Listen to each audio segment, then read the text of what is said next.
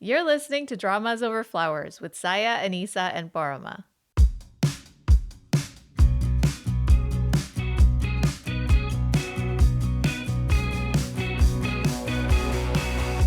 Hi, I'm Anisa. I'm Paroma. And this episode is brought to you by our amazing patrons. Thank you. Thank you, patrons.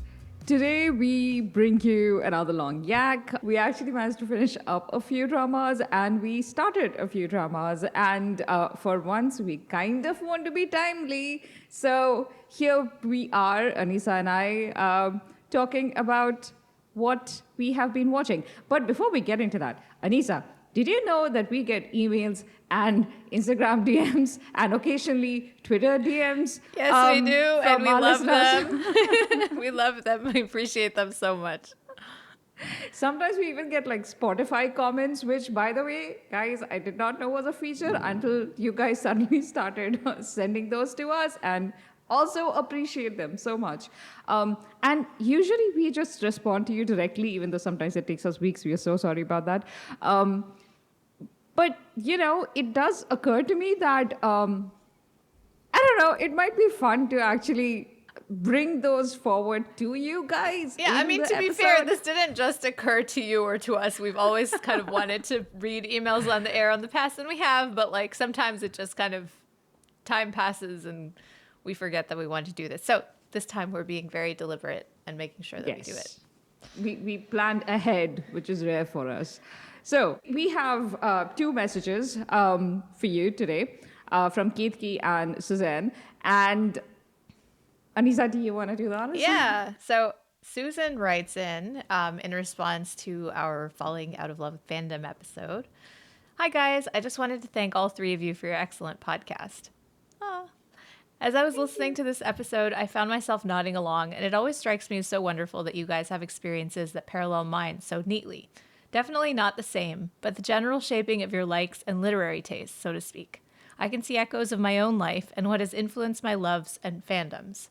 I was really struck by how you found yourselves reading less as time moved on. Same for me, and I was almost feeling guilty about abandoning a medium that has sustained me through a pretty deprived childhood and adolescence.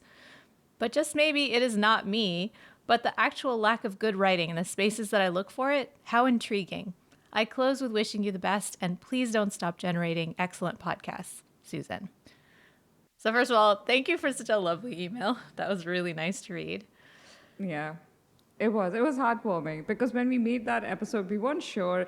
It wasn't specifically about dramas. It was about our everything, all media that we consume, and falling out of love with the many fandoms that we have been a part of. And we weren't sure how it would be received, but you guys, as always, well, I wouldn't say surprised us, but like warmly embraced us. So we appreciate that. Yoksi, as expected. Our listeners are amazing.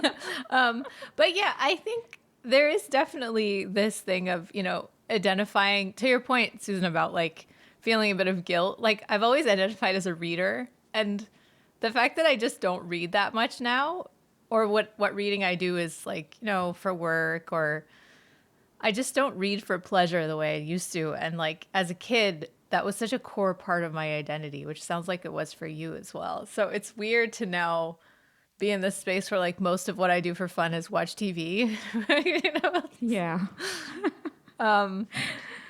And probably look for far too much literary analysis in the TV that we watch.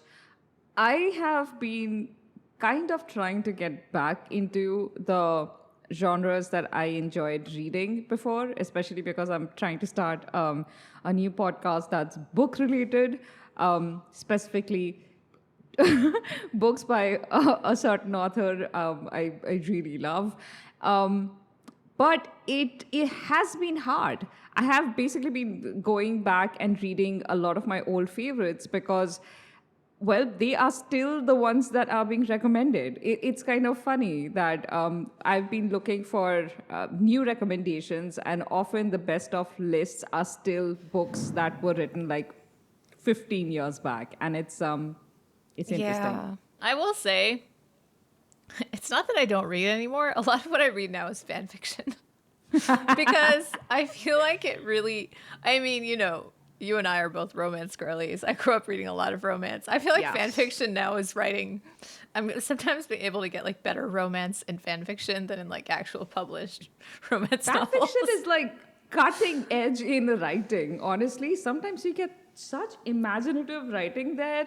They like experiment in format, in perspectives, and just maybe it's just the freedom, because I hear so many stories of publishing houses rejecting newer storylines because they are like, well, we don't know how to market that. And a market for that doesn't already exist, and therefore we won't accept the book, which is just such a self-defeating. I Yeah, don't even and it's know. like, you kind of have to depend on like the one breakout, like unusual book that somehow becomes a success in a different way because, publishing house like made a mistake and overlooked it. And then they're like, oh, this book was successful. That means we can buy more books. Like, I mean, it's just so. And also, like, if you talk to authors now, they'll tell you that publishing houses, it's not even just about like the type of writing. A lot of publishing houses are like, if you have a book that they like, but you don't have enough like Instagram followers, they won't take it because they're like, oh, Yeah. you need to like have an audience already. You need to do your own marketing because we can't provide you with marketing. Like, it's just literally that's your job as a publishing house, is to sell and market the book to people. That's exact. I saw this one post. I don't remember which platform, where somebody was saying that the mark of a truly successful author these days is their right to not have social media. That's when you know you've made it. When you no longer need the social media following to convince your publisher that they should accept your book. Yeah. Ugh. So it's rough. It's It's rough. publishing industry is in bad shape in a Pretty- lot of pretty aspects. Yeah, for a lot of reasons. But like, feel free not to feel guilty. Join us in not feeling guilty about Yes. enjoying. And I think, also like TV, podcasts, other types of media. It's also writing. It's just, somebody has to write that K-drama and we talk about the writing. The writing isn't a really important aspect. If the writing isn't good, then the show doesn't work. So I think we can still appreciate good writing in a different medium. That's exactly right. So thank you, Suzanne. I have one more listener. This one was a DM from Ketki. And this one was in response to the Lovely Runner episode that we did.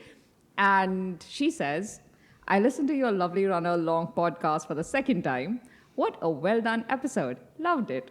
And I do wish you would keep talking about the show. I'm obsessed with it. It is such a beautifully done show. Thank you for a place where I can work through my obsession with the show. Aw.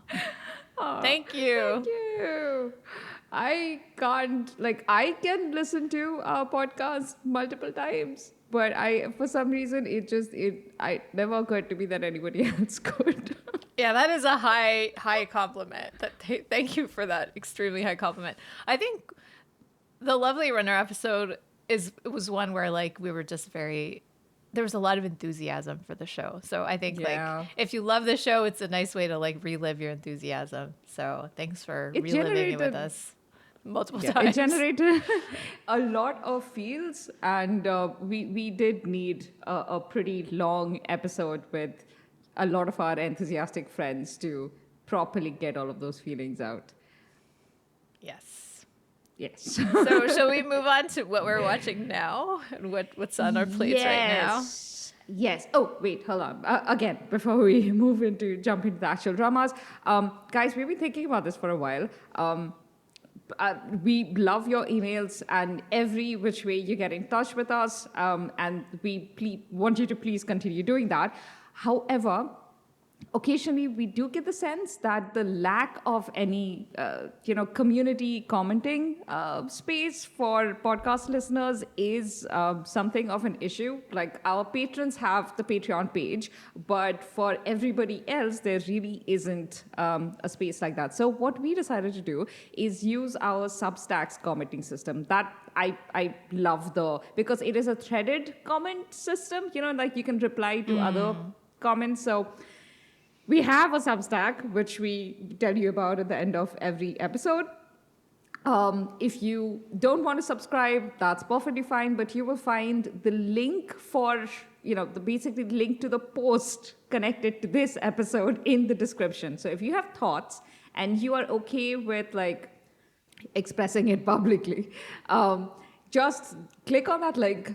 You'll see it says comment. Click on that link, go there, leave a comment. And of course, we'll respond. We'll respond no matter how you reach out to us, but we just wanted to make that space if you want to talk to each other, but also, Also talk to us. also talk to us. Start a discussion, maybe. All of that. Okay, and now we finally get into the dramas. Anisa, what is the first drama we talk about? So this one we're not going to talk about too in depth because we just did a live stream about like the first 2 episodes. This is called Family by Choice. Below. Yes, link it below. 나도 이제 연애할 거다. 네 일할 줄 알아 뭐. 사랑을 시작하기 딱 좋은 날씨네. 원래 좀 개발아 좀. 화났어? 화내는 게 아니라 걱정하는 거잖아. 너가 괜찮아야 나랑 혜준이도 괜찮아. 너 걔랑 무슨 사이라도 내 동생이라며. 걔 기분 상하게 하기 싫다. 나도 좋아해. 이게 그렇게 어렵나? 너도 눈치 없어. 우리 가족 아니야. It's called Family by Choice, and it's actually the Korean adaptation of the 2020 Chinese drama Go Ahead, which we both loved. It was very, very popular, very good. Basically, it's about 3 kids who kind of grow up in the same household, in adjacent households. They all kind of have tough family stories, but they grow up kind of as siblings. They're not related. They're not siblings, but they kind of grow up like siblings. And then they were basically kind of brought up together by like dads who were friends. So it was like community parenting. Right, exactly. Takes a village kind of deal. So it basically like follows their journeys and their lives, and it follows the family and the community. Really good drama. Highly recommend. Family by Choice. We watched the first couple of episodes. It was fine, but doesn't hold a candle to the original in many ways. But if you would like to hear our more detailed thoughts about that, you can catch that on the replay of the live stream. Yeah, it's on YouTube. The link is below. Quickly, so when we were recording the live stream, I hadn't watched the second episode, which is where the teenage years start. The first episode primarily had the kids, and again, the kids are amazing. The kids are so good. They're so good. The cast of the older generation, and they are like very core. Usually you have like older generation characters being like secondary characters. They are like the core cast, especially one of the dads. And so it was very important that those actors be excellent, and they all are. They're really chewing up their roles. The problem is that we have seen Go Ahead before, and because the bar is really, really high, that comparison is making things much harder for this drama. But if you haven't watched Go Ahead, I think you will probably really enjoy this drama. If you have watched Go Ahead, I would still say give it a chance. I'm still watching. I'm curious about how it's going to pan out. I have to say, though, I finally watched the second episode, and I think I might be over my Hwang In-yeop era. For me, okay, I will say I watched the last, because when we had recorded a couple days ago, I hadn't watched the last like 5 minutes of episode 2, and I did finish the last 5 minutes as I was waiting for this recording to start, and like I'm not going to be continuing with this because the female lead is just I cannot with her. I can't.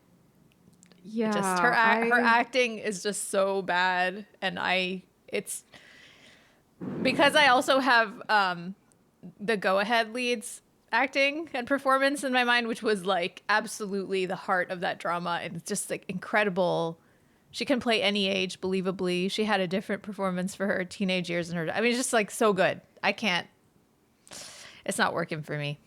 And the chemistry between the 3 kids isn't working for me, and that's basically like the core of the whole story. So I will not be continuing. Anisa usually has such good instinct about these things. I'm now deeply worried about my decision to continue. No, you just continue if you want to. I just. No, I know. But in you the know past, what it is? I've watched a couple episodes and been like, oh, I'm going to give it a chance, like never go back to it. And like now I'm like, I know I'm never going to go back to it. So let me just be honest and not be like, I'll come back later. That's good. I tend to find that if Anisa and I are both feeling nervous about a drama and Anisa's like, I'm dropping it, and I'm like, no, I will continue because I have hope, I will probably end up regretting it in a few more episodes. This is why I'm the cynical one on the podcast. No, but for real, it's just that the female lead, she is the heart of the story. Mm-hmm. And then go ahead, the actress Tan Song-yoon, she is a really, really hard act to follow. Yeah. And this actress is, I forget her name, but it's basically Jung Tae-yeon. Jung Tae-yeon. She's done some work, but she is relatively inexperienced. I think they really needed somebody with a very strong personality in this role. And the sense I'm getting with this actress is that she is substituting that strength of personality with just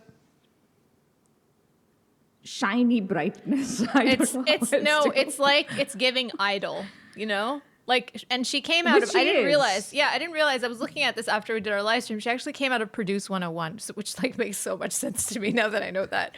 If you haven't watched Produce, or you don't know about Produce 101, it was like this competition idol show where they had 101 girls and then they like widowed them down to like 50 and they finally made a group. I'm exaggerating, but like the final group was also huge.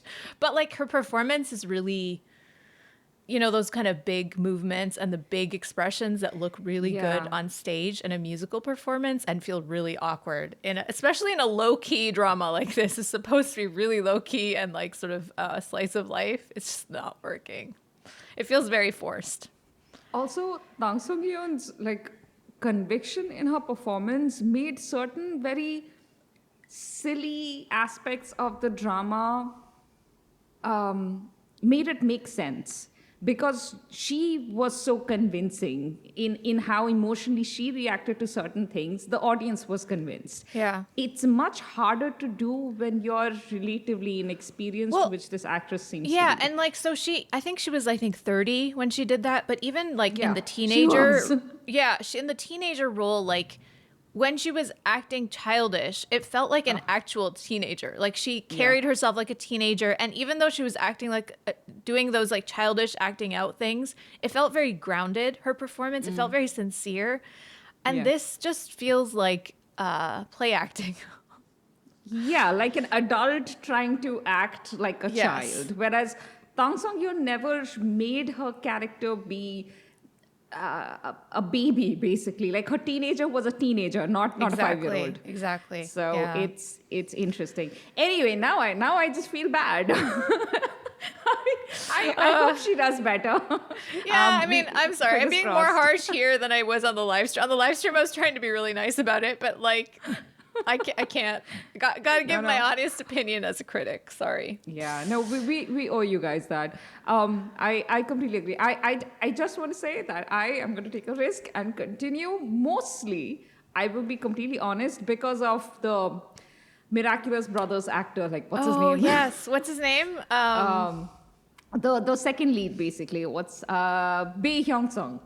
Bae Hyung-sung. I really like him, and also like in him the original too. drama, I loved his storyline. So his character was probably my favorite in Go Ahead, and this actor is probably my favorite in this adult cast too. So yeah. I never thought that in a cast that has Hwang In-yup, I'd be like, I am watching it for this other actor who's the second lead. They just haven't given Hwang In-yup anything to do. It's very disappointing. He needs more meat to chew on. He really does. He needs to do murder dramas. We were having this discussion. He's just been doing too many romances. He needs to be a serial killer. He needs to be a detective. But the thing is, like, I can understand why they cast him for this, because this has got like a darkness to it. Like his character should have a darkness to it, except they're just not doing that. They've decided to make this like a bright, happy version of the story. But I'm just like, then why cast Hwang In-yup? I am interested in seeing how he does the second half of the drama, because that's where his character is supposed to be really fragile. And the actor who did it, what's his name? Basically, Ling Xiao in Go Ahead, I forget the actor's name. He was also a relatively, Song Wei-long.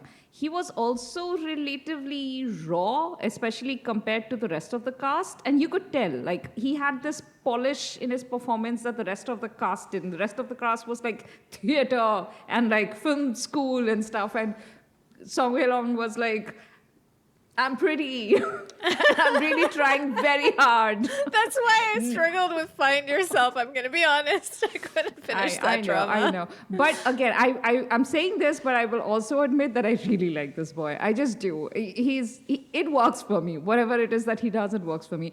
No, but what I mean to say is that fragility really worked in Go Ahead. Like, he could do it convincingly. And Hwang In-yeop is definitely, like, you know, as far as technical points go, Hwang In-yeop is the better actor.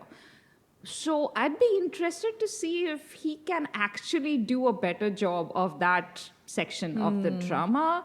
But again, these are all like, I guess we wait and see. There's no way of knowing. Yeah. Well, once you get to the adult portion, let me know if you get that far. What you think about his performance? Because I do really like him. I think going into this drama, he's the reason that I even wanted to start. So. Okay. Shall we move on to the next? Yeah. Okay. Sounds good. But also, don't force yourself to watch it. No. Listen, I think I've said this many times before. The cardinal sin for me for any drama is being boring. If I'm bored, I will not continue. Same. At this point, I just have enough points of interest that I can continue. But the moment it goes, I will leave. All right, the next drama, which I just finished, kind of. I think that, Anisa, did you finish? So the next drama is Love Next Door. Yes. I finished it last night. 배성유? 출세? 야, 너도 알지? 너 싸가지 없는 거. 넌 모르지? 너 유치한 거. 야, 이거 봐. 야, 너 뭐 사고 쳤냐? 오늘 밤에 나랑 같이 있을래? 야, 나랑 같이 있자. 어? 아, 야, 저리 가. 무섭게 왜 그래, 진짜. 야, 나 대형 사고 쳤어. 이모. 너 방금 뭐라 그랬어? So we've talked about Love Next Door before on the podcast. Although I was here with Saya that time, you weren't here. Yeah. Paroma and I fought about it on YouTube live stream, or like she was fighting. I was just like, why aren't we fighting? Okay, but to be fair, I wasn't fighting with Anisa. I was fighting with Chakanim, and like Anisa was just sadly there. So that was, I think, after maybe, I don't know how many episodes, like 4 I will or also 5 link episodes? to that below. Yeah. Yeah. So I'll just give you my sort of review for the whole drama at this point, because I've seen the whole thing. I think there were some portions where I felt like things were moving a little bit slowly, or I felt like things were dragging a little bit, mostly when the Seok-ryu's fiance comes back into the picture. Should I give a synopsis of the drama? Brief one. Let's actually, like, before I get into that, let me just briefly give an overview if you haven't watched it. Basically, it's about Jung Hae-in and Jung So-min are playing these childhood besties whose moms are best friends. They grew up in the same neighborhood. At the beginning of the drama, she comes back from the U.S. after quitting her job and breaking off her engagement to her fiance. So she's not in a good place, and he has just like opened an architecture firm in their childhood neighborhood, so he's back as well. So they come back together, and then it's kind of like their love story, but also the story of like their parents and their families, and they have another third best friend who also grew up with them. It's about her, and it's just the ups and downs of their lives, basically, and how they get together. What I realized as I was finishing this drama, and like overall, I will say I really enjoyed this. It wasn't like high art. It wasn't genius. It wasn't one of those dramas that like rewired my brain, but I just genuinely enjoyed it from beginning to end, almost all of it. There were some things that I had quibbles about, but like for the most part, I just really enjoyed it. And what I realized that I liked about this, 2 things actually. One thing is that it just really wears its heart on its sleeve. It's just like, it has, themes that it wants to put across. And the thing that I found was interesting about this one, the second thing is that it's kind of like a genre mix. Like, I thought it was going to be a rom-com. It's actually a family drama with some sitcom energy. And what I mean by the sitcom energy is like, every episode has a theme. So you know how in a sitcom there's like A plot, B plot, but they're kind of connected and it's got a theme and everybody kind of learns their lesson by the end of the episode. It's kind of episodic in that sense. So it's like, even though each episode is like an hour to an hour and 20 minutes, there's always like something that all of the characters are kind of learning at the same time. And maybe that could be like too obvious or too on the nose, but I actually enjoyed it because I could come in, watch an episode whenever I wanted. It's like kind of like a complete story in one episode. So, you know, you have episodes where like there's one episode where like everybody kind of finds out the thing that Suk-yu has been hiding. Jung So-man's character, she went through something tough when she was in the US that she never told anybody back home, and everybody kind of finds out about that at the same time. But there's also other things that get revealed about other characters, and the whole theme of that episode is like keeping things from your loved ones isn't actually a service to them, it causes harm. And so like everyone kind of learns that lesson. And so, you know, there's like those kind of things. It's just very clear about what it wants. Everyone talks about everything. People clear up misunderstandings pretty quickly. There's a lot of communication and conversation happening. I just enjoy that. Like, it's a very stress-free watch for me in that sense, where like, you know, things are moving, things are happening. I know at one point we were talking, Paroma, and you were like, something happens and then it just gets resolved and we move on. But like, I'm okay with that. And that's also a very like family drama way of writing things. You know, like I'm talking about those like 50 episode family dramas where lots of things are happening. There's a lot of characters, but everybody gets their little like moment to shine and things are just happening. And then they're like, you get to like episode 49 or 50 and everyone gets like this really nice bow tied on their whatever their storyline was. And everybody's like, oh yeah, like remember 20 episodes ago when that happened. And then you kind of see like a montage of everything that everybody's been through. And it's like very satisfying. And I really loved the ending. I really loved how, you know, I got to episode 14, the end of episode 14, and I was like, the story is kind of over. You know, the main couple have gotten together. The secondary couple have even gotten together. We know what's going to happen with everyone. There's no surprises. Like, we know everything about what's going to happen. And I was like, what are they going to do with the next 2 episodes? And it turned out the next 2 episodes became like a lot about like their parents and their mom's friendship. And that was, I really liked that they kind of left us with this deep exploration of the mom's friendship, because their friendship was one of my favorite parts of the story. And it was really given, like the parents were really given like full lives and full interiority in a way that you don't see that often. So I liked that. So I was a happy camper at the end. I enjoyed it. What about you, Paroma? I really enjoyed episode 11 to 16. Like, honest to God, everything you said, I 100% agree, but they apply for me only between episode 11 and 16. I really think the writer came to her own in that space, and I've been trying to figure out why. Why was it that episode 1 to 10 for me felt like such a struggle to watch, but episode 11 to 16 just flowed?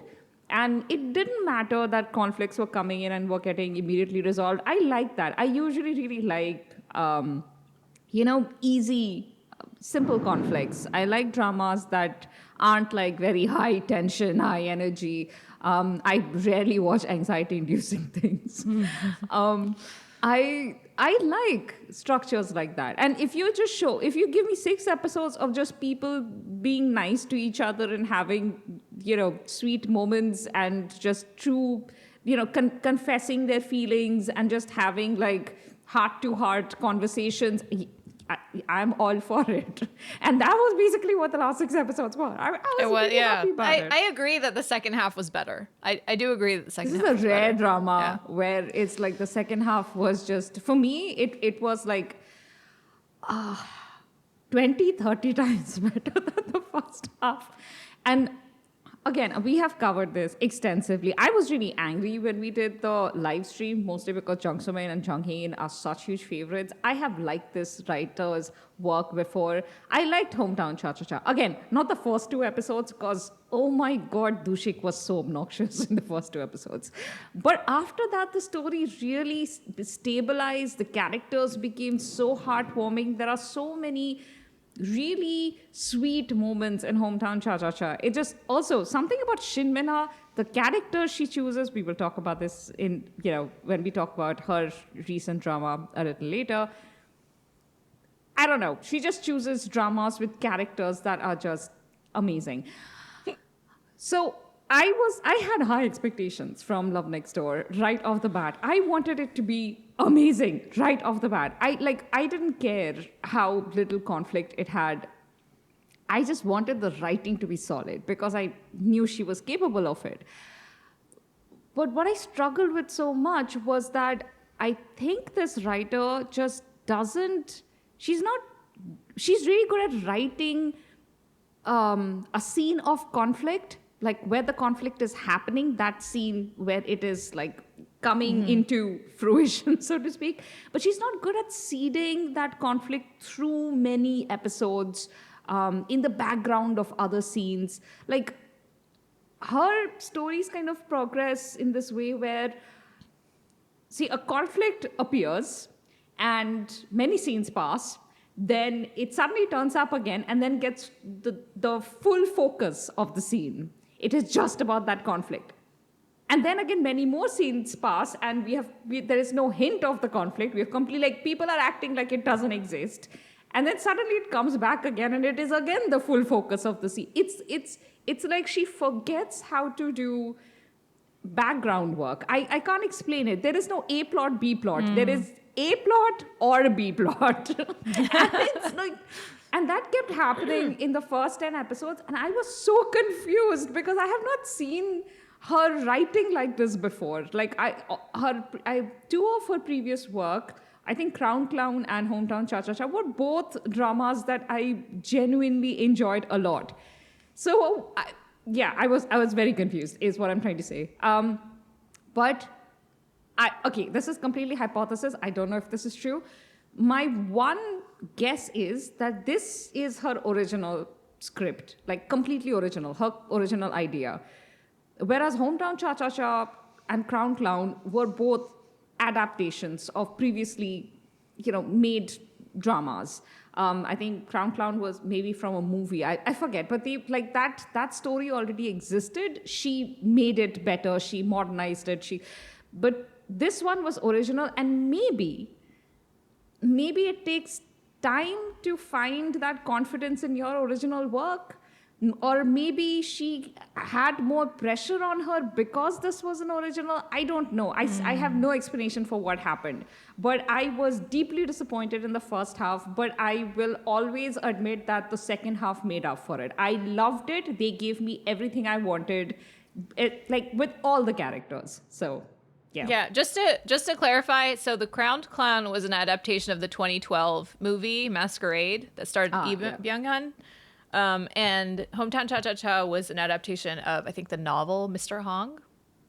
Also, there was a drama or a movie was there? That came out. Okay. Yeah. Okay. Which I watched, but now I have very, very little memory of it. It's a very old one. It's a 2004 drama. Okay. Yeah, starring Jung-hwa and Kim Joo-hyuk. Yeah. Wait, what? Have I seen this? Yeah.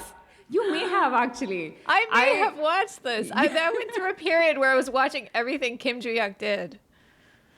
May he rest in peace. Yeah.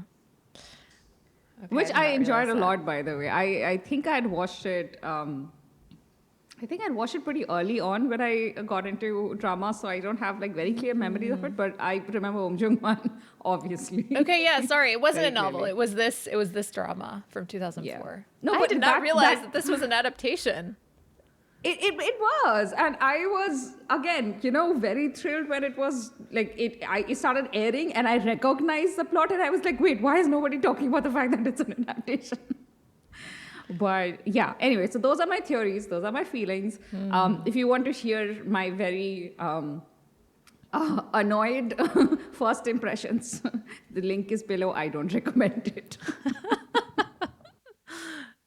I think in my my basic feeling about this drama is it's a perfectly solid rom-com / family drama with a very excellent cast who really, are bringing it to life. They are.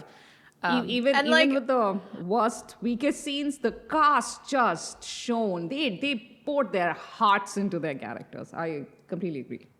And I just want to give a shout out to Jung Hae-in's mom. Like, I don't know, the actress is I can't remember her name. Wait, Jang Young-nam. Jang Yeon-nam. Yeah, I mean, she's always so good, but I think this is my favorite performance of hers because she was just so funny. Like, just everything. And also, like, the way she plays off with Sung-ryu's mom, who's played by Park Ji-young, is like, their dynamic was so funny. And, like, I just really enjoyed them. They were great. Yeah. So, a special shout out to both of them. And the dads, too, honestly. I loved the dads. Okay, so next, let's talk about No Gay, No Love, which I know you've been really enjoying.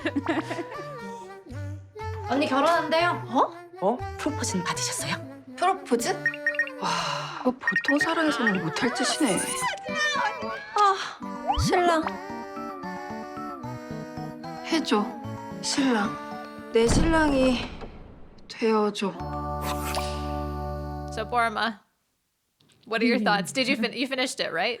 I finished it, yes. So, No Gay, No Love is a drama about this woman, Son Hae-young, who is played by Shin Mina, my love. I don't know why I suddenly got embarrassed. And Son Hae-young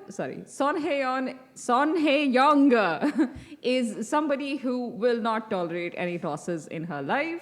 And at this particular juncture in her life, she is being denied a promotion because she is an unmarried young woman in a sexist company. And so she decided that she's going to enter a fake marriage so that she gets all the benefits that her company gives, and she gets that promotion. So she does that. And the person she engages in this fake marriage thingy is, I don't know his Ji-yook, it was his name. What is his Kim full Ji-yook. name? Kim Ji-yook, right. Yeah. Kim Ji-yook played by Kim Young-dae. If you have watched any of his previous work, like Forbidden Extraordinary Marriage. You, Extraordinary Forbidden You. Marriage. What was the one? Shooting Stars. Shooting Stars, yeah, that's a big one. / Shooting Stars. There was another one called Moonlight something, where he's this ghost who's possessing an actor. Sure pays actors a lot. Okay, sorry. Kim Ji-yook. Kim Ji-yook works at a convenience store and has a mysterious past. And he is pretty happy to help her out. And that is the synopsis. Okay, so let's get into talking about the drama. I'm trying really hard to review the drama as it is and not what I had wanted the drama to be, because it didn't end up being that. And we got your first impressions. I think that was after episode 6, right? The episode you did with Deepanjana. Yeah. So we did a halfway thingy, again, link below. And yeah, we really loved it at that point. There were a few reservations, but mostly it was 99% love. And again, I still love the drama. I think this is a drama I can rewatch after some time. Should I tell you the stuff I loved by the end of it first, or the stuff that really did not make me happy? Let's talk about the things you loved first, because I also have stuff that I want to talk about. But I didn't quite finish it. I'm halfway or 3/4 of the way through episode 10, and there's 12 episodes. So yeah, it's just 2 more episodes. Okay, so the things that I love, and I cannot stress this enough, I have watched a lot of Nuna romances, and the one aspect of it that always grated on me was how the older woman is babyfied, so that the younger man's maturity level I don't know, meets hers or exceeds hers. I don't know. It's Either always a situation. babyfied or put down in some way or diminished or humiliated to yeah. the This is why I nth struggle degree. with Nunar romances, which I think we've discussed this before. But yeah, I What totally agree I with you.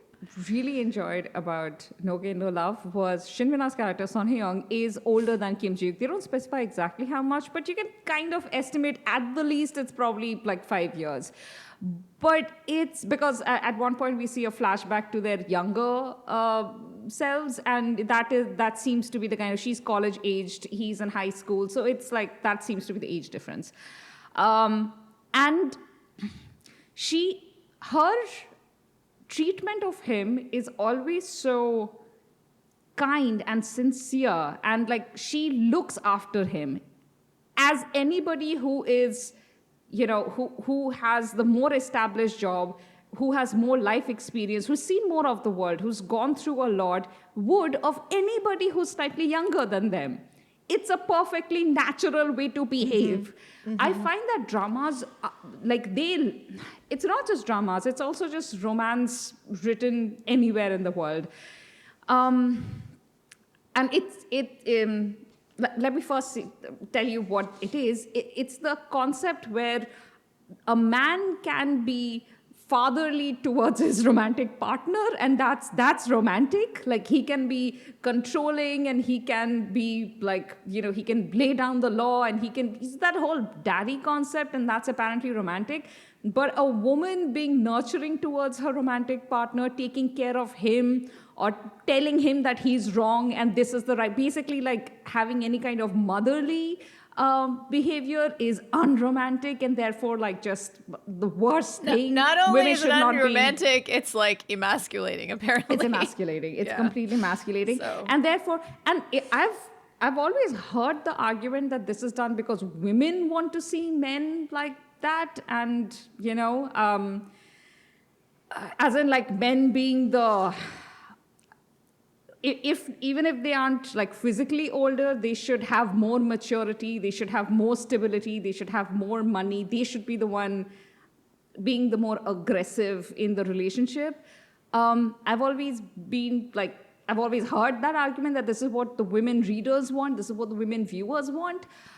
But I honestly think no, because these stories at the end of the day, even though they are coming out of female pens, they are going through male executives. And I just really think what Anisa said, like, they found it emasculating when the women acted their own age towards their younger partners. And also, like, I know of real life couples where the dynamic is that the woman is the stronger partner. And, like, that works for plenty of people. Like, every couple is different. It doesn't... Because they're normal everyone human doesn't have to beings. be... Exactly. Everyone doesn't have to fit into, like, one mold. Yeah, I really like this because from the very beginning, the best thing about their relationship was that they started off, they were just really kind to each other. Yet, at the very beginning, in the first couple of episodes, they were like these casual rivals. Like he worked as a part-timer in a convenience store, and she would go and argue with him sometimes, and for some reason she refused to change her convenience store. She would still go back to the same store where that argumentative store guy was, and he would I don't know, they would just try to outdo each other with disses, and it was funny. And one of the funniest thing was her asking for cigarettes and him being like, yes, here, take the thing that is going to kill you. Do you want to choose how you die? Here are the options. I love those interactions. But just also, have we ever seen a female lead before who smokes? I don't think we have. I'm not, and also I am someone who absolutely hates tobacco in every way. But I'm just saying, I think that's very but also, different. Did you notice how smartly they did it? They never showed her actually smoking. It was always the one time they showed smoke, it was a back shot. They really skirted the broadcasting rules there. Yeah, but female characters never Don't get smoke. to it. Yeah, agree. they don't get to be flawed in that way or like complicated in They that way. It's also don't only get to have ever multiple men. sexual partners. Right. Which Song Hye-young did. We cannot emphasize enough that not only did she have multiple sexual partners, she had a loud ass argument with one of them in that particular convenience store about how he's just not prioritizing her pleasure and how he needs to do better ASAP. All of this is happening right in front of Kim Ji-young. I loved this entire thing so much. But just because that is how they were introduced, like, you know, two people who casually know each other and have never really had a friendly interaction, they're always like, I don't know, rivals. But once they get on the same side, they start the contract marriage, they are just immediately so considerate of each other. Much of why Son Hye-young wants to hide their, you know, fake marriage situation and protect his identity is because of him in the story. And you can see her thinking process. And she's really considerate not just towards him, but towards her sisters, her adopted sisters.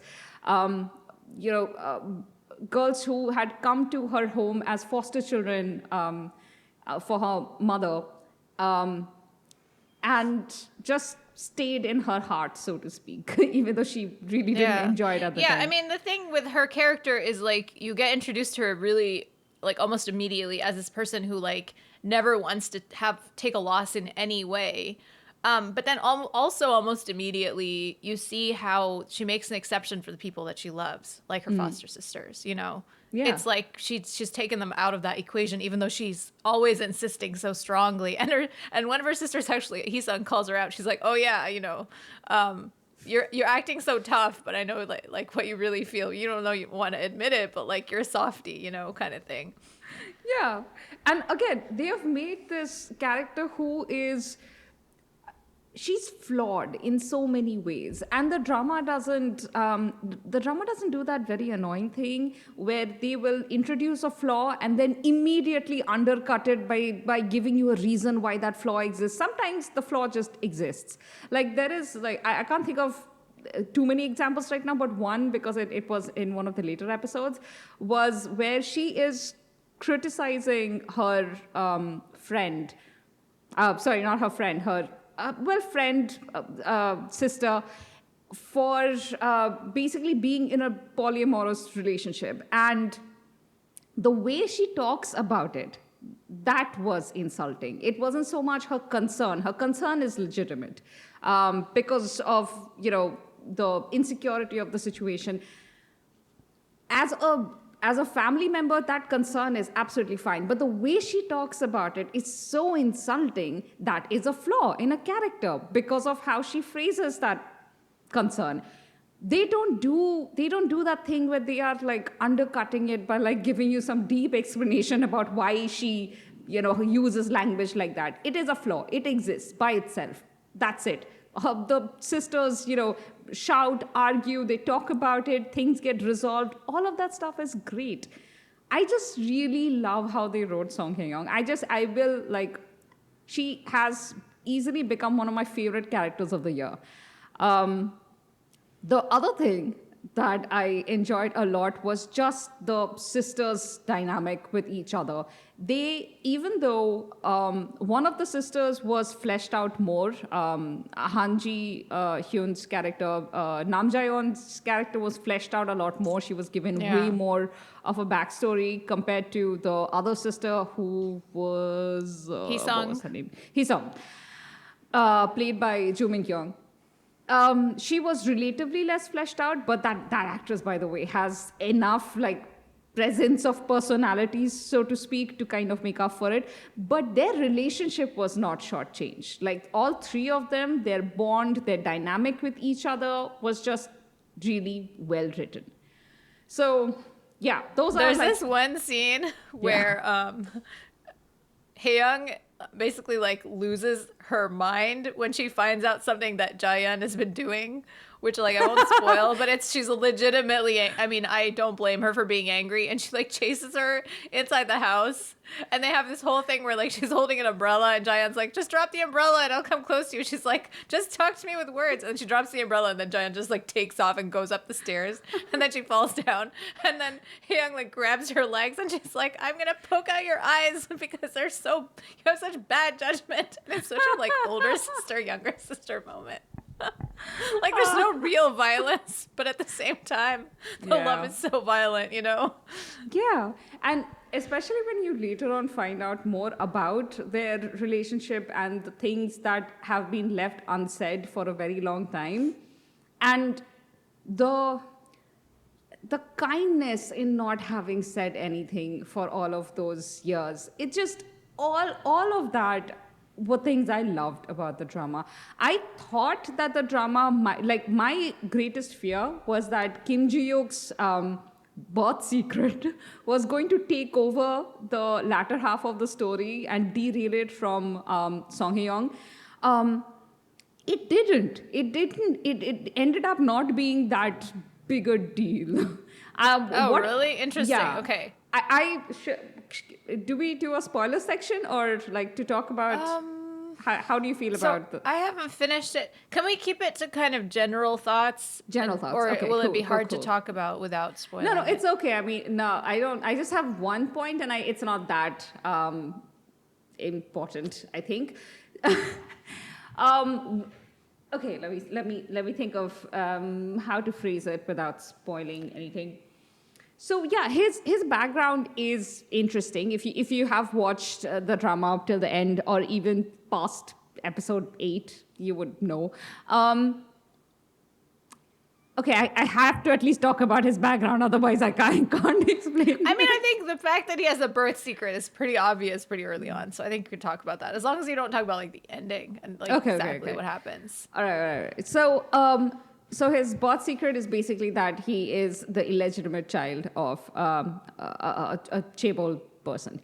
And that's fine. I was afraid that he was going to get plucked from obscurity and then be made a chaebol prince, and that was what the story was going to be all about. And that was not where the drama was headed.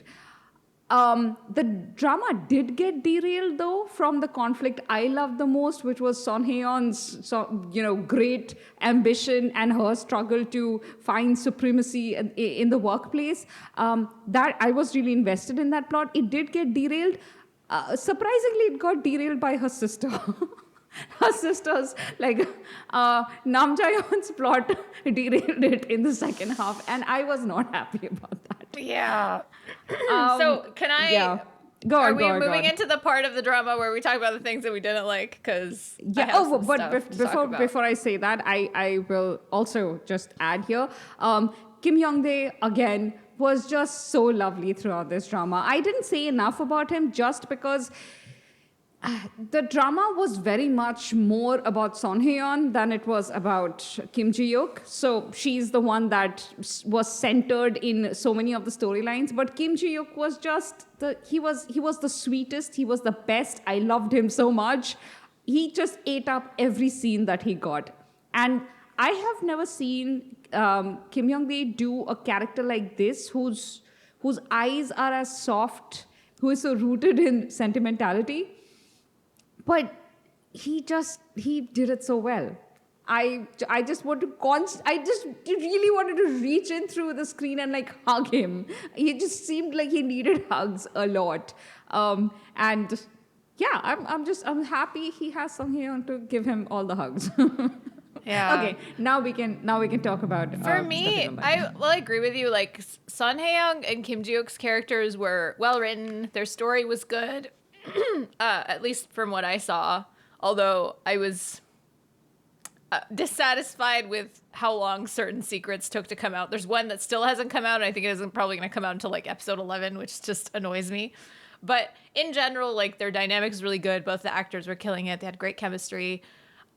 Everything else about the drama, I think like they were just trying to do too much. You know, like there's the workplace sexism plotline. There's Jaehyun's writing like the hate comments, and then her whole thing with the CEO. But then like the CEO also has his own drama with his parents and his backstory and all of that, like trash fire of a family dynamic. And then there's like, you know, Jaeyeon's childhood connection with Hajun, and then there's like Heesung's like complicated relationship stuff and all the things that happen with that. And then there's like the other, like the ex-boyfriend at work and his wife. I mean, there's just so many things that are happening. And at a certain point, I think this was like episode 9, I was like, what is this drama even trying to say? And like, where is this going? And I started to feel really, it just started to feel really like confused. And like you said, it derailed that sort of main story of Son Hye-young's,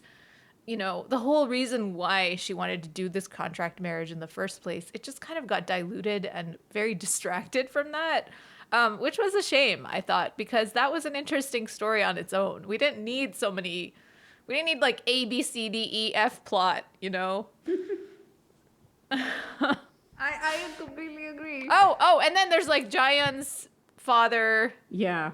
All Because that they stuff. need And either like a serial killer or the serial somebody who's killer coming danger to- that comes in at the Yeah. end. Yeah, exactly. It's not a serial killer, by the way. We're just saying it's an equivalent. No. Like I'm every just saying drama. the vibe. The Yeah, vibe the of vibe. like somebody is in the street waiting to kill you. That vibe suddenly comes into, and I'm just like, did we need that vibe in this drama? Like, it's already so But- much going on.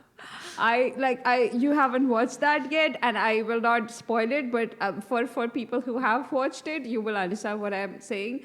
The weapon used to defeat that particular foe was just, I was not expecting that in that scene, and I will never forget it. It's iconic now. I will look up GIFs and I will save it to use at some point. Okay, when you watch it, Anisa, you will know what I mean. Okay. Yeah, I guess my question is like, should I finish this show? Because I'm struggling. Like, I'm kind of checked out at this point. I think I think you will like the next episode. What I struggled with the most was episode 12, mostly because of the pacing. Some serious things happen and some necessary things happen. But also, they basically do everything we usually do in episode 14 to 16 in that one episode. And it was a lot, so it wasn't fun to watch, is what I'm saying. But again, I loved the ending. That was fine. Though, okay. Are you done with your bad things? Because I have a one major. other Go, big go. thing that Go. I want to talk about, but Yes. I thought you would bring No. it up. Well, I have spoken a lot. You should do your okay, thing so first. for me, it's just this, and I think this isn't solely a problem with Bok Kyu-hyun, but Bok Kyu-hyun kind of emblematizes, or I don't know, encapsulates this problem for me. He's a symbol of it. Like, the way that this drama plays bad behavior for humor, and then just like never has any consequences. So on one hand, like, yes, it's nice that we get to see like Son Hye-young's flaws, and they're just flaws, right? In those situations, I think it works, and it's not like played for humor necessarily. It's just showing her as being like a complex person. But there's other situations where like people are just doing bad things. And I mean, yes, that's realistic. People do bad things. Rich people especially do bad things and get away with them. But so often it's like a scene where we're supposed to think it's like quirky and funny and ha ha ha. And you're like, this isn't funny. This is like, you know, even when, this is a little bit of a spoiler, but like when Kim Ji-hook's birth secret kind of becomes known to everyone, there are some things that happen at work that are like clearly a violation of labor law. And it's played as a joke somehow. Like the next time she sees him, her boss, she's like, don't forget that like you did this to me at work, as like, even though your issue with me was like personal or whatever. And like she's facing workplace retaliation for something that she didn't even do. And it's so clearly it's such a terrible violation. And they're like having banter about it. And I was like, what is happening here? And even like from the beginning with all of the, you know, the sort of like, you can't have a position at the office without being married if you're a woman and all of that. Like even in the beginning of the drama, I was feeling very uncomfortable with that because I know you were talking about how it's like a good sort of way of looking at misogyny and talking about misogyny, but I was like, this feels very jokey. Like, it feels like it's taking it very lightly. And I don't know by the end of the drama if like there's any kind of reckoning with how messed up this workplace environment is and how like extremely illegal all of this discrimination is that's happening at work.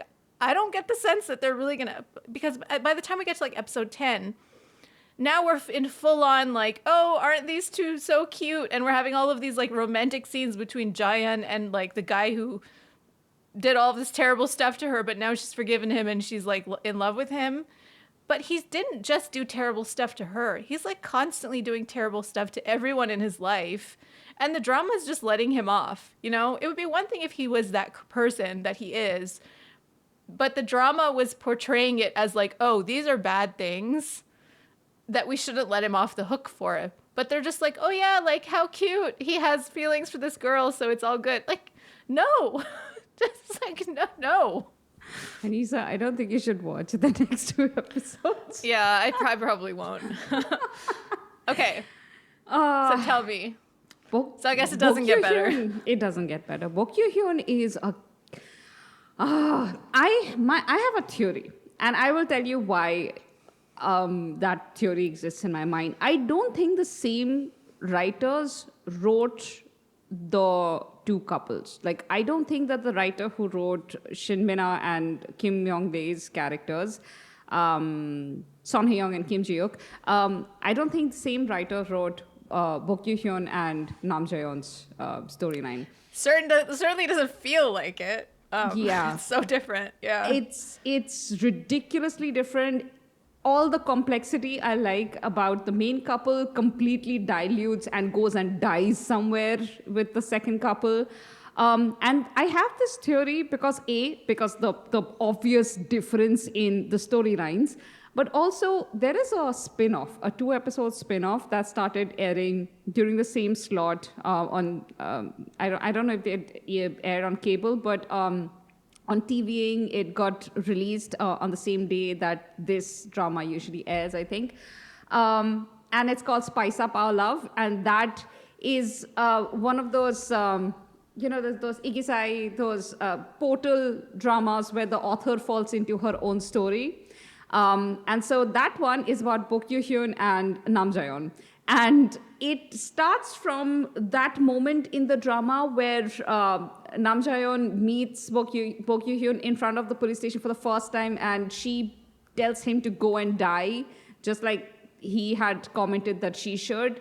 And then she walks away and he nearly gets hit by the truck of doom. But, okay, by the way, as an aside, I loved that. The fact that the truck of doom nearly hit him but didn't. That was great. And then That they was did great. like that thumbs up. And I was like, yes, that was amazing. That's what also makes me so angry is like these 2 actors are so good. Yeah. They're so charismatic. They have such great chemistry. And it's so wasted on this pairing. 'Cause it's like, I want to see them in a totally different drama I completely where the agree. characters actually deserve to fall in love with each other.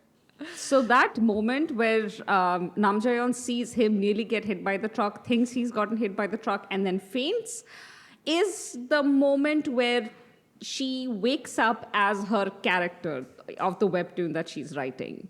And that character, if you watch No Gain No Love, is having a sort of a torrid affair with the CEO of the company she works for.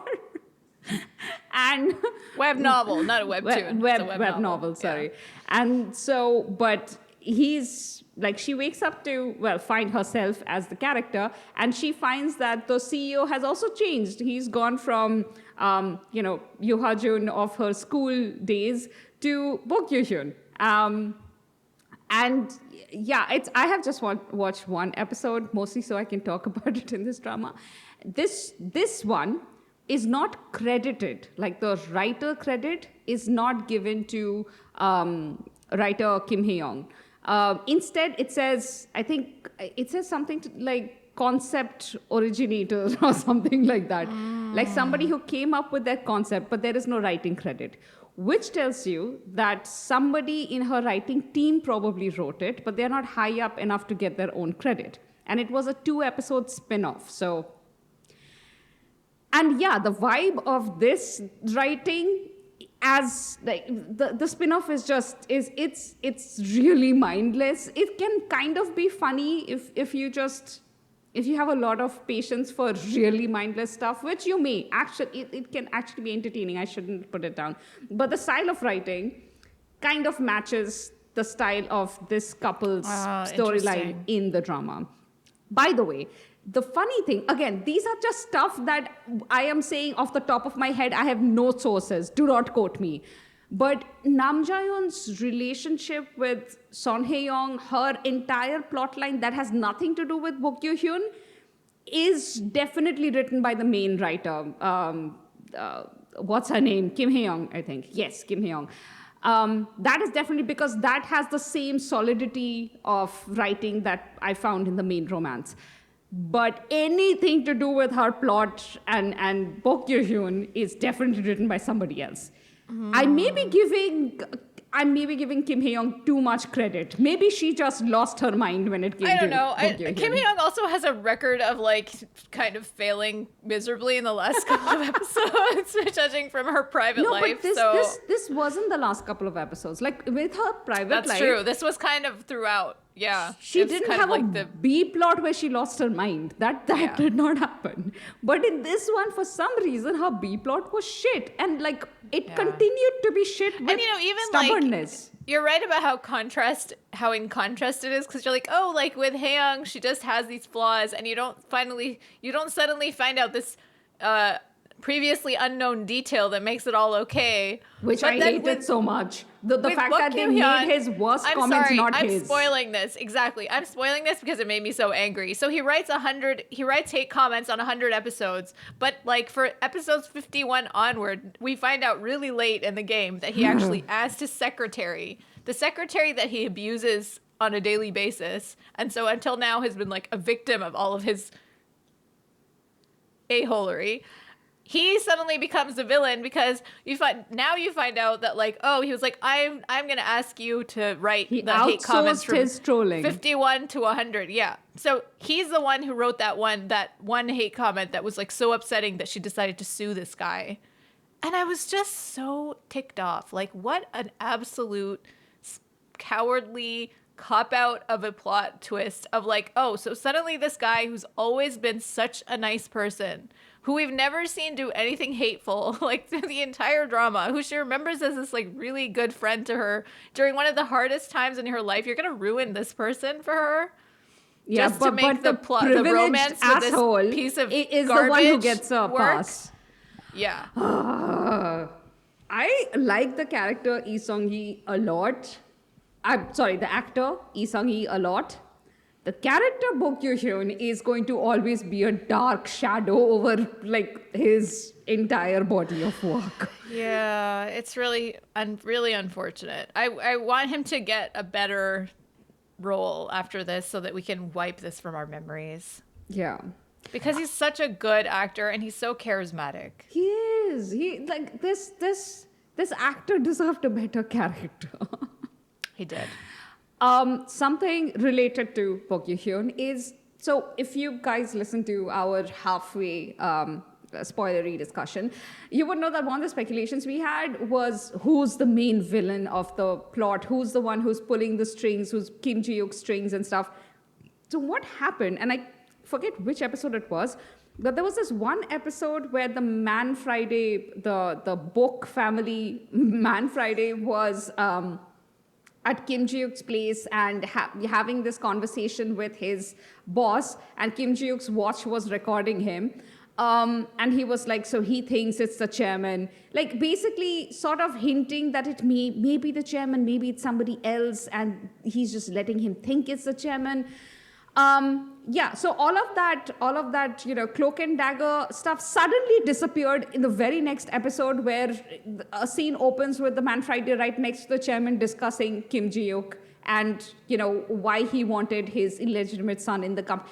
There are episodes missing in between. I personally feel like the whole thing with him being brought into the company and the secret birth thing, that was handled very poorly, in my opinion. It was very awkward. I'm telling you, Anisa, they cut stuff out, and I'm serious about this. I will, if somebody challenges me on this, I will sit down, I will bring up those scenes, and I will show you how absolutely it does not make any sense. Yeah. But they did that, and so what happened was, what they were hinting at was basically like, and this was a very deliberate red herring, was that the chairman's wife might be the one who's actually sending the Man Friday to manipulate Kim Ji for whatever reason, or somebody else, we don't know who. So that workplace dinner they had with the chairman, where Kim Ji, he still doesn't know who his father is, but has a suspicion that it may be the company's chairman, and so he basically just calls his father a piece of shit, and the chairman has zero reaction. This is also the man who just blows up at the smallest thing in his... He's not been shown to be an amazing, subtle mastermind. It makes no sense unless they were trying to do a deliberate misdirection. So there was supposed to be other scenes in the middle that fleshes out the plot more, but they clearly thought this was either unnecessary or they just really wanted it to be 12 episodes. So they cut stuff out. Yeah, that's what I'm saying, right? Like, this is too many plot lines for 12 episodes. Yeah. It's almost too many for a 16 episoder, but at least you could have maybe like made it work. But with 12 episodes, it was just too much going on. Yeah. I am glad that they prioritized Son Hye-young's relationship with her sisters, didn't resolve, but like brought it to a satisfying conclusion, her relationship with her mom. A lot of the things that I really cared about were handled really well, but every scene they gave Bok Yoo-hyun and anything to do with him was just such a waste. Okay, sorry. So given all of that... No, come. I haven't even come to my main objection yet. Oh, okay, let's hear it. Okay, it's not my main objection. It was one of my objections. So we thought that she, like the mom... Bok Yoo-hyun's mom was going to be some big-ass evil person. She was just like a prejudiced mom, that's all. Like, it was this weird, I don't know, neutering of her potential as a character because they built her up as like layered and interesting, and then she just wasn't. But also... This is a spoiler for the final episode, but it's not about the relationships. It's like it's a company thing spoiler. Should I talk about it? Okay, yeah, talk about it, but like if you don't want to hear that, listeners, just skip ahead like 30, 40 seconds. Yeah, it won't take longer than that. So Shin Min-a's character ends up leaving the company and striking out on her own.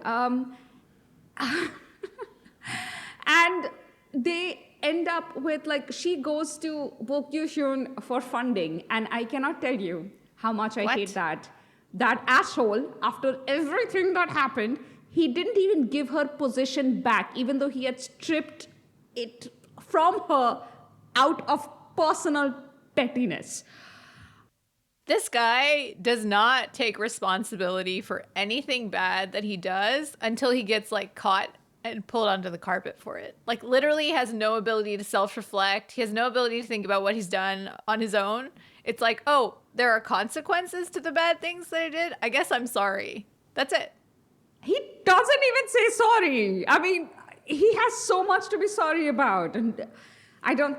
Well, he doesn't say sorry for anything except the things that he actually got caught for, which yeah, is like writing the hate comments. Yeah. So he says sorry because he has to. Yeah, otherwise he might lose his position in the company. Right. I mean, exactly. This guy is on my worst character of the year list.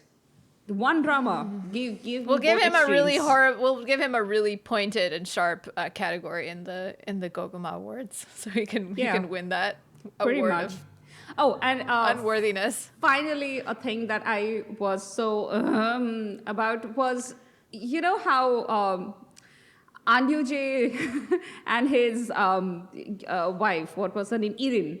Irin, yeah. Kind of thought it was going somewhere. Meh. Yet another plot line that they just dropped. So given all of this, were you still happy with the drama at the end? Like, did you like it? I was like, still did your happy likes with overwhelm your Sonny Young. dislikes? Like, if I Okay. rewatch this, I am only going to be watching every scene that she's in. And fast forward through everything else. Nothing else matters, but she does. She is amazing. Her relationship with Kim Ji-yook. The number of times Kim Ji-yook confesses his love to her in many different ways, sometimes through action, sometimes through just the way he looks at her, sometimes in pretend, in that mode of I'm pretending to be your lover and therefore I'm saying these things, but they both know that he really means it. And she always knows. I was talking about this on Threads and somebody was like, how does she still not realize his feelings? No, she always did. Like from the very first moment where he looked at her with that look in his eye, she knew.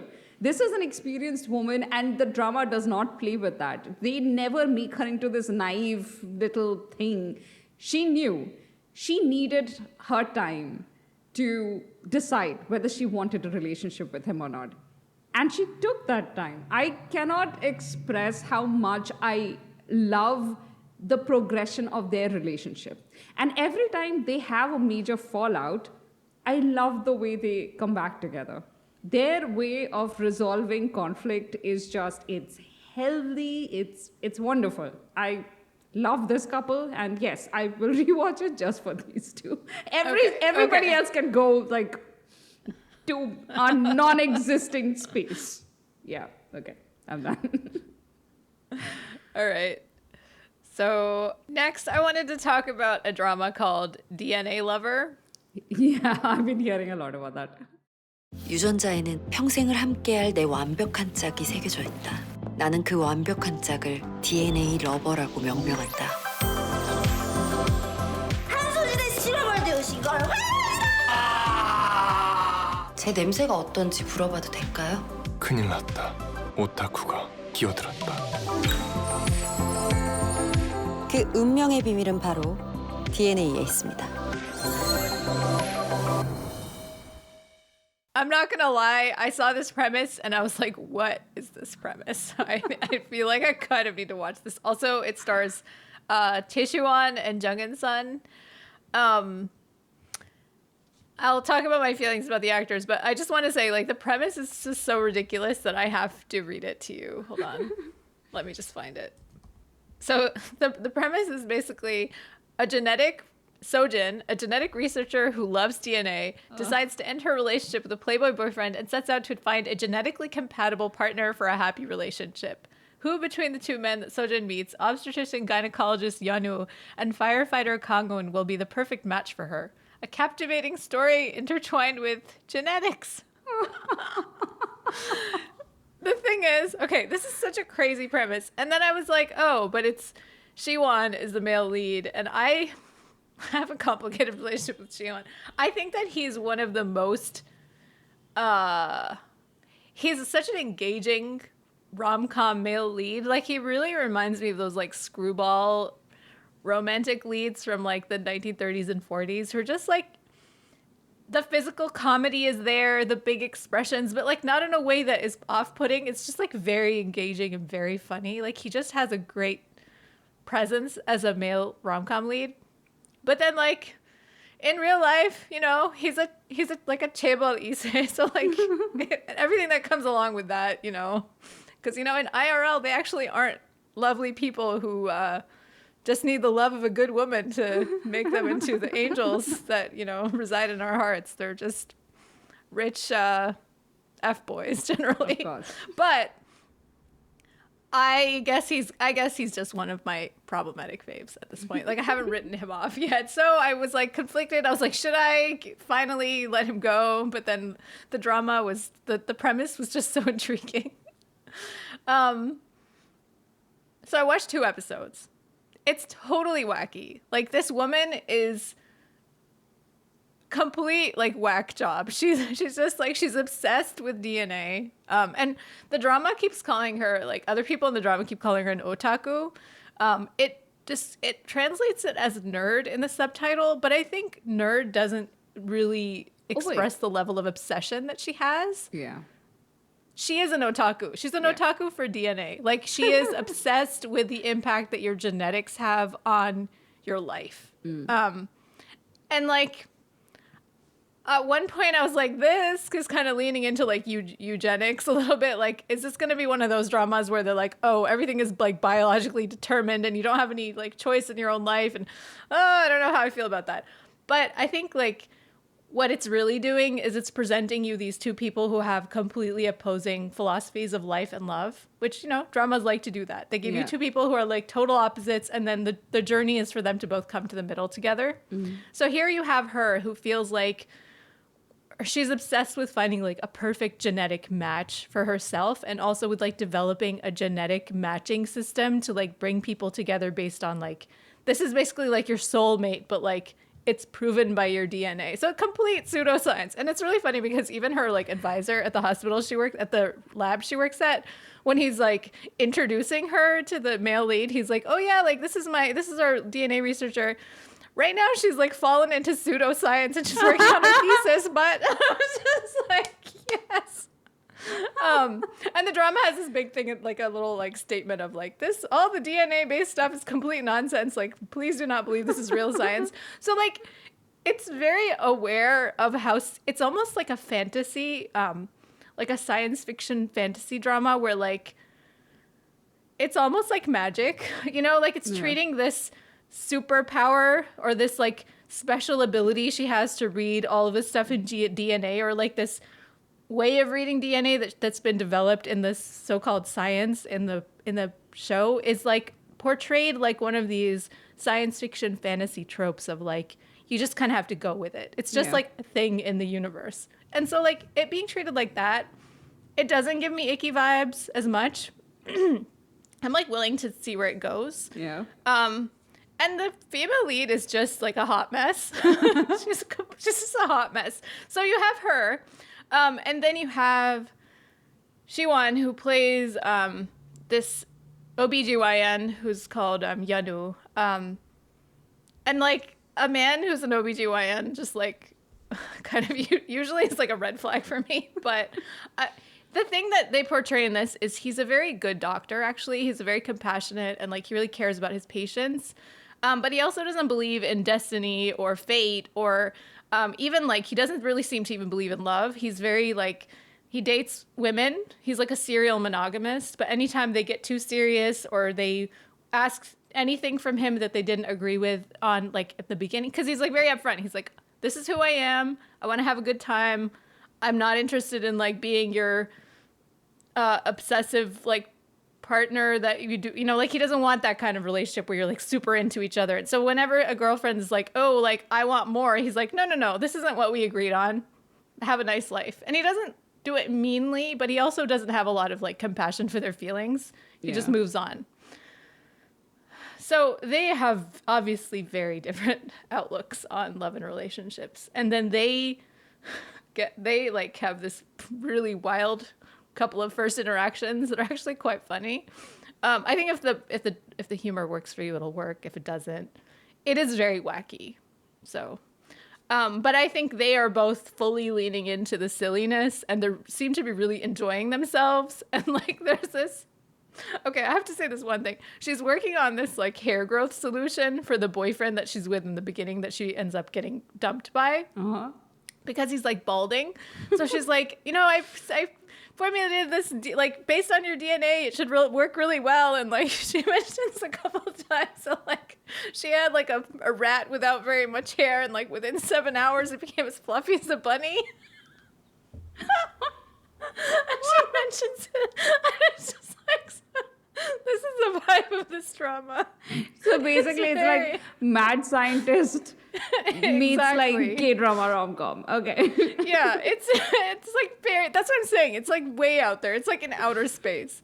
But she like has this spray that she was gonna give her boyfriend, but like he broke up with her. She's still carrying it around in her purse. And so then she like gets drunk and has an interaction. She like just happens to meet him. And she, in her drunken stupor, decides that she like needs to teach him a lesson. because he's like representing all of the men who have done bad things to her. So she like sprays it towards him and it hits like one part of his side of his chin. And so then he has this like sideburn. He like keeps shaving and keeps coming back. And somehow it's like in the shape of like an Elvis sideburn. So like every time it turns into that shape, you hear the music Elvis. It's so funny. Like it's so dumb, but it's so funny. I was dying. So that's the vibe. If that's the vibe that you're into, you'll enjoy this. I don't know where it's going because the last time I watched Iwan in a rom-com, it like really disappointed me. That can happen with him. But this honestly, is the stress relief that I need right now. Honestly, like my life has been so stressful for the last couple of weeks. I'm so on board with this. Honestly sounds appealing. Jung In-sung, she has like a mixed track record for me. I loved her in Terriers, but then she was in this one drama a couple of years back. What was it called? Something Night.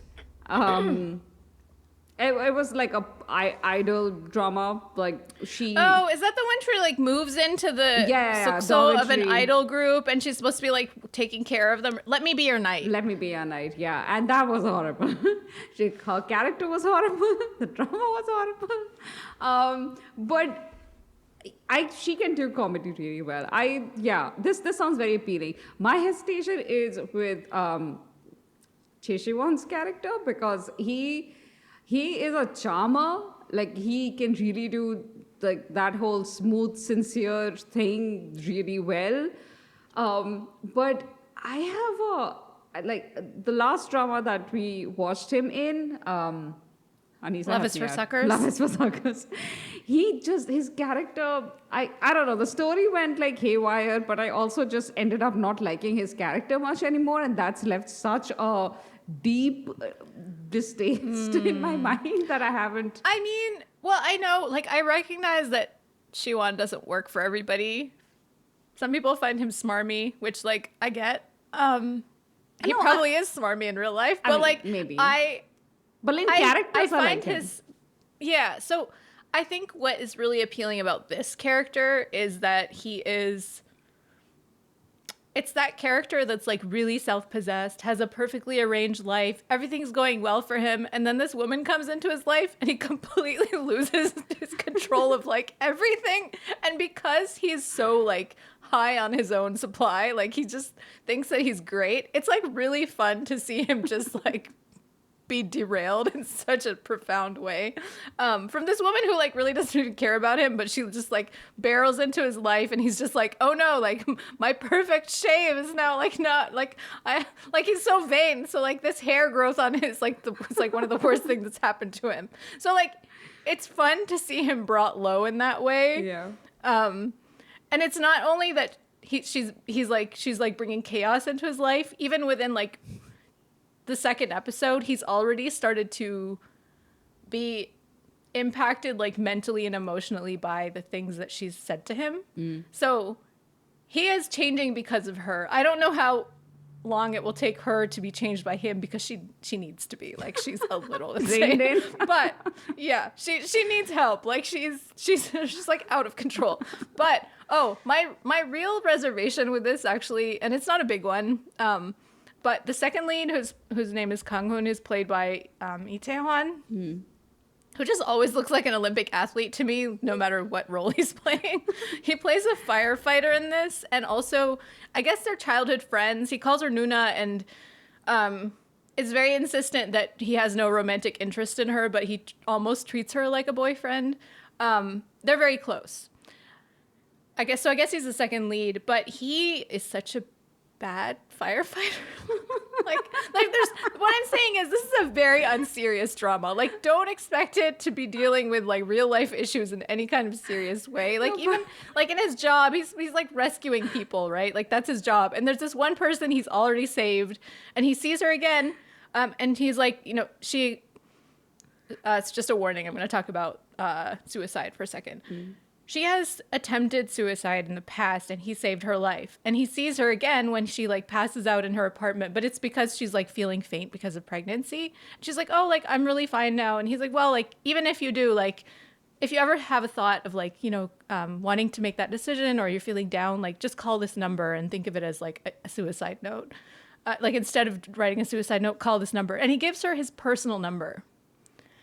And of course, when she later on has her low moment, she calls him and he doesn't pick up the phone because he's like rescuing somebody from a car, which is why you're supposed to get, as a first responder, you would know that you should give people the suicide hotline because there are always people there available because they might need it at any time of the night or day. And you work a job where you're not able to answer your phone.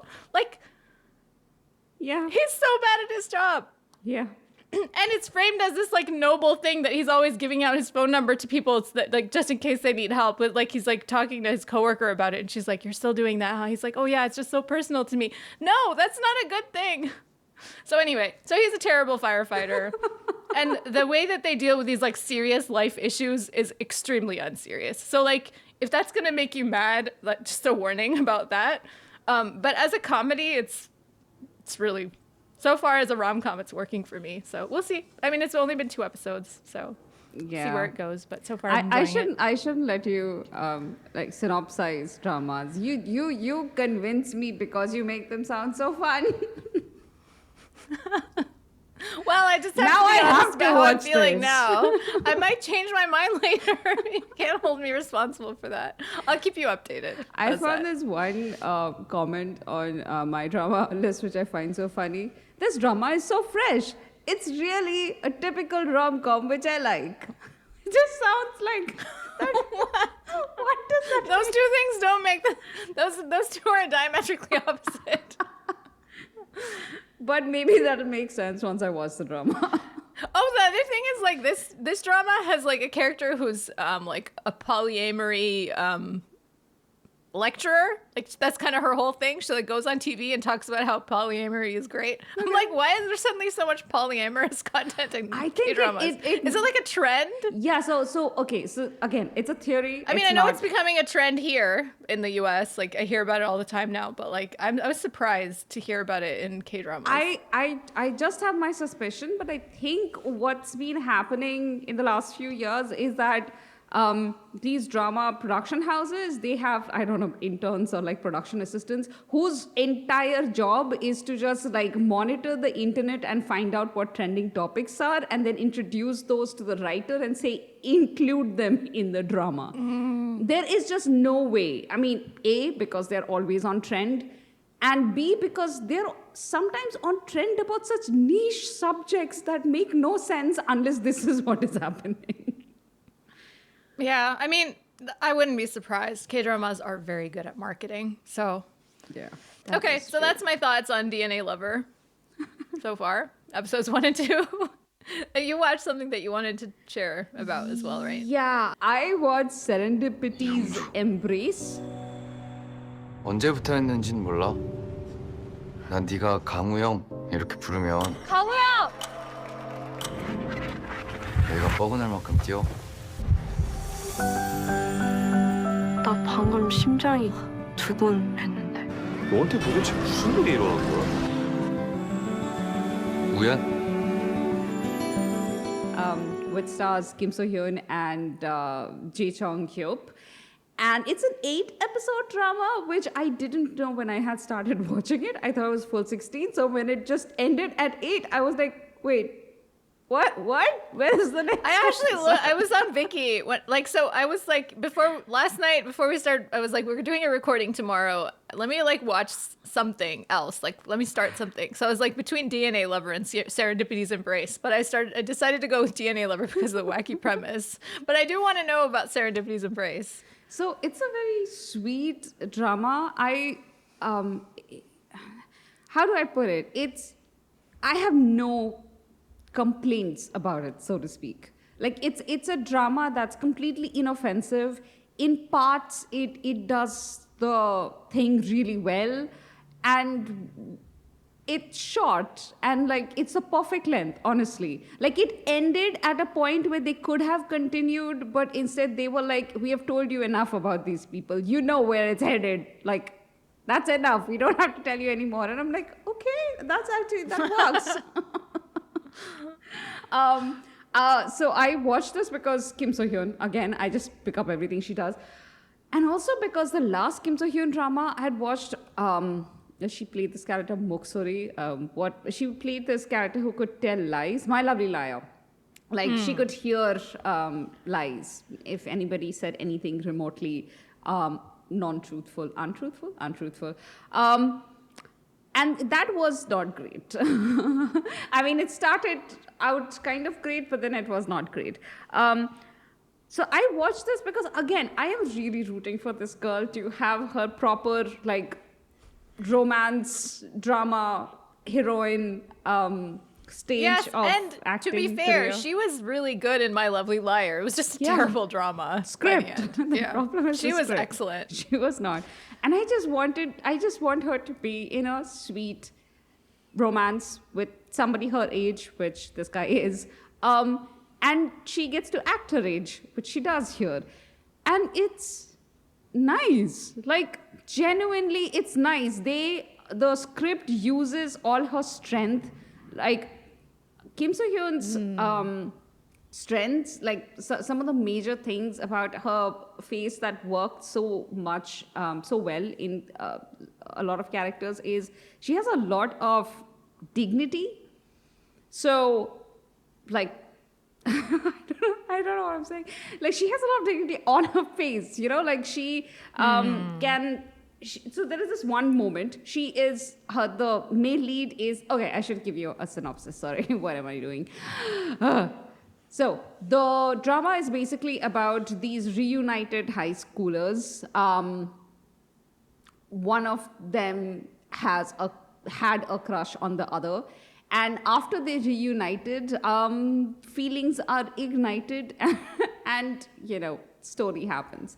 It's a very sweet, small thing. A lot of coincidences have to happen to bring them together. And, like, the number of coincidences are just, you know, way up there. To the point where the characters K-drama are... romance level coincidences. Yeah, the characters are all like, how are there so many coincidences?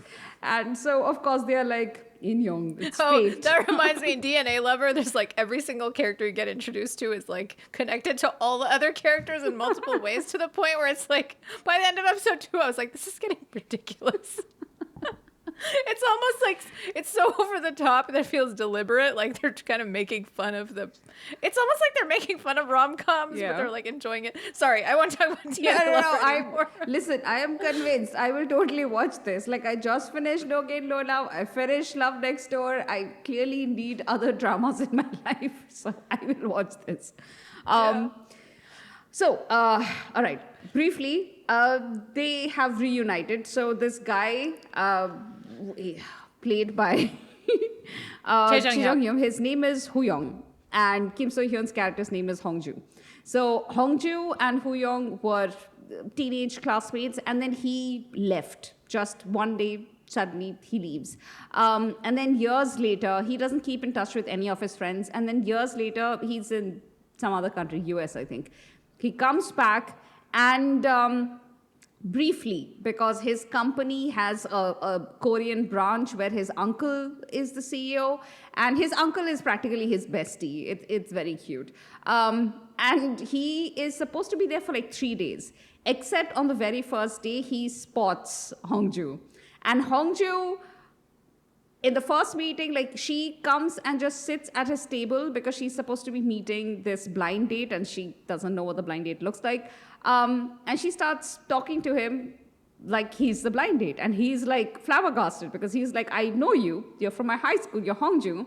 And she clearly doesn't remember him.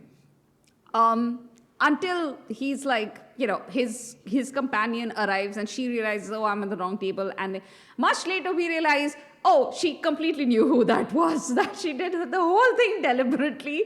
And it was just the way Kim So-hyun carried it off. And again, you realize much later why she did it.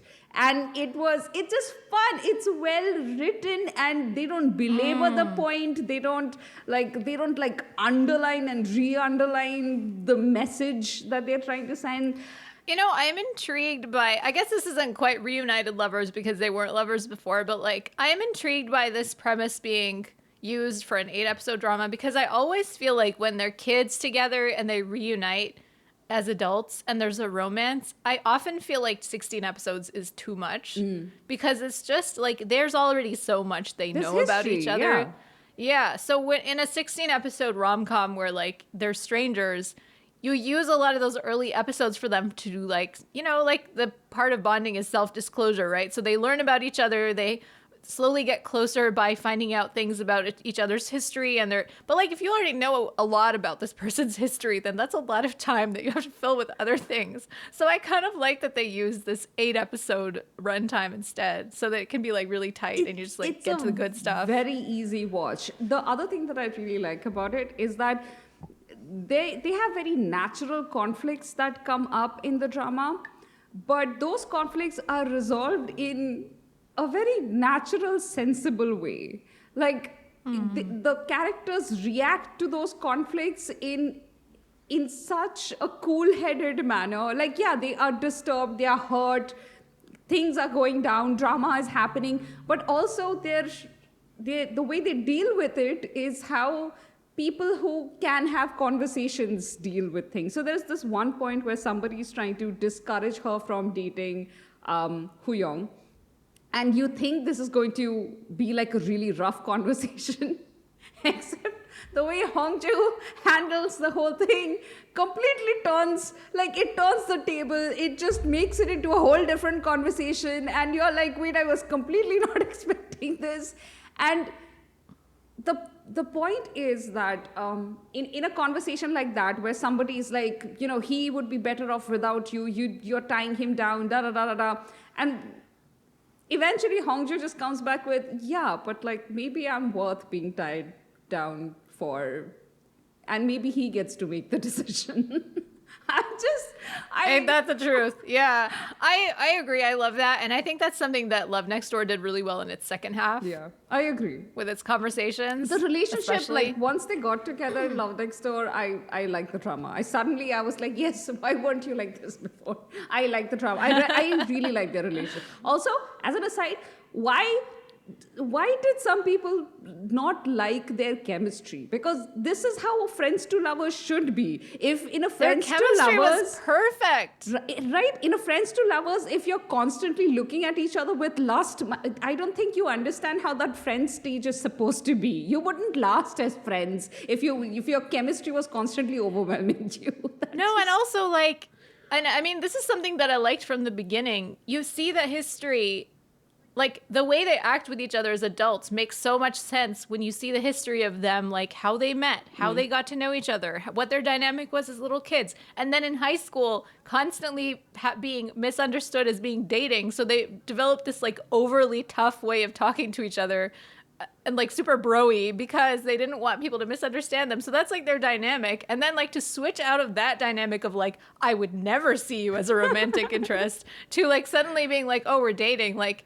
They showed that adjustment period too, which I thought was really great. I like that. I was afraid we would not get this, but I was so happy that they gave us so much time just with the two of them awkwardly being, okay, now we've confessed. Now what do we do? Where do the hands go? Where do we sit? Yeah, exactly. Yes, and they both did such a good job. I mean, the actors killed it. They did such a good job selling it. Also, unrelated to this, let me see if I can just quickly bring it up. I started watching this C-drama last night. Again, when I really should have been watching stuff to finish this. Instead, I did that. Sorry, never mind. Oh, my sister told me that she's really loving this new C-drama that's about friends to lovers. And she thinks it's doing like an even better job.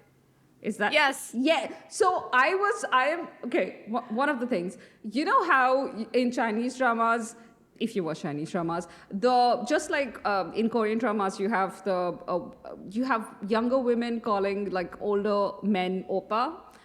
So often in Chinese dramas, you have younger women calling close older relatives, but also just, you know, friends who are very close, or maybe brothers, friends, people like that, gaga.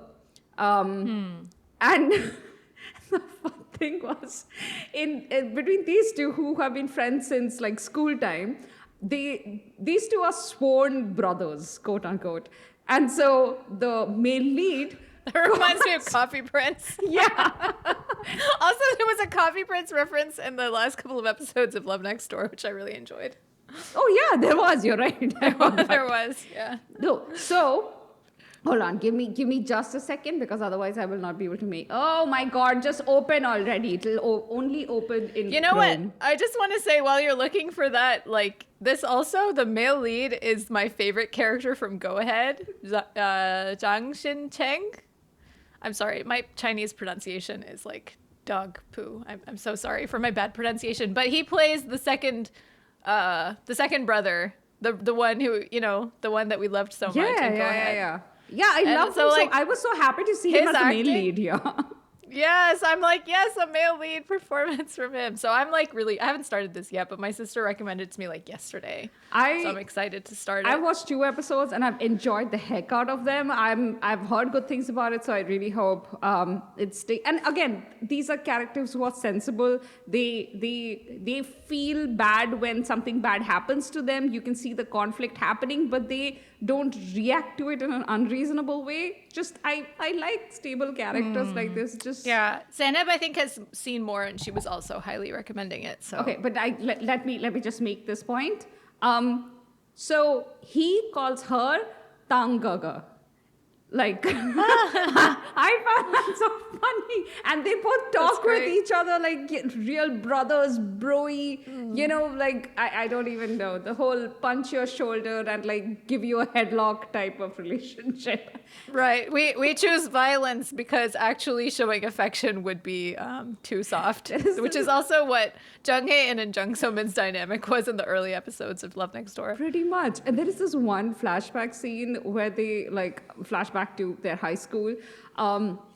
And Xian, that's the In which drama? You Are My Lover Love Friend. Friend? You Are My Lover Friend. And he is the male lead, the teenage male lead is like, he grabs the hand of the female lead and they are running through the school. And then he takes her into this like storeroom closet thing and her shuts the door, and he's like approaching her slowly, and she's like all nervous, and the room is like, tension. And he's like, I can't hold it in anymore. And you're like, these are teenagers, what's happening? And he's like, we must become sworn brothers right now. Okay. That's cute. I hope they give us some context for this, because it was just completely abrupt and out of the blue, and I was not expecting that. Okay, sorry. Where were we? Serendipities and praise. So, I recommend. Light drama, really, I cannot think of a single bad thing about this drama, which is rare. But maybe that is because it's a light, short drama. They had no chance to derail. And yeah, again, okay, actually, there's just one thing. Again, it's not a complaint. It's just if they had more time, maybe they could have done something with it. There is this one character, Lee Won-jun. The actor's name is Lee Won-jung. The character's name is Sang-pil. And he is coded as maybe bisexual, maybe, I don't know. They kind of do these, like a couple of scenes where he's maybe hinting that he had a crush on one of his friends, and it's left unclear whether it was the male lead or whether it was like other friends in the friend group. And he's just a character who's kind of just there in the background. He is trying to find himself, and there are hints that he hasn't figured out stuff in his life, but nothing. It's a character that's like almost written. But then they forgot to write him. It's like, why does he exist? Why did you start talking about his conflicts and then just like not? I actually remembered something I do dislike. Again, not dislike, just the second lead, so to speak, like the other male interest. He's annoying, but his comeuppance is satisfying. Yoon Ji-yeon? Yeah. Is this the guy that plays by Yoon Ji-yeon? Yoon Ji-yeon, he was also in Love Next Door. He was the reporter. Uri Ki-janim. mudflat man. Mudflap.